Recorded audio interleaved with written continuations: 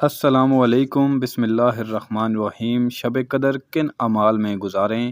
آئیے آج میں آپ کو اس ویڈیو میں بتاتا ہوں۔ حدیث شریف میں آتا ہے کہ شب قدر کی فضیلت تو اسے بھی حاصل ہوتی ہے جو مغرب اور عشاء کی نماز جماعت سے ادا کرے، لیکن یہ سب سے ادنا درجہ ہے۔ بہتر یہ ہے کہ اس رات میں سب عبادتوں کو جمع کرے اور نہایت شوق و ذوق اور بشاشت سے عبادت میں مشغول رہے۔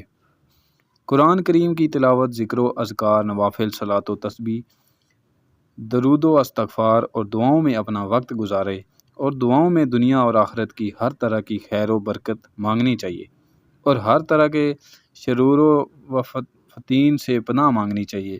سیدہ عائشہ صدیق رضی اللہ تعالی عنہا فرماتی ہیں کہ میں نے نبی کریم صلی اللہ علیہ وآلہ وسلم سے عرض کیا کہ اگر مجھے شب قدر نصیب ہو جائے تو میں یہ کلمات ادا کروں، تو آپ نے فرمایا کہ یہ دعا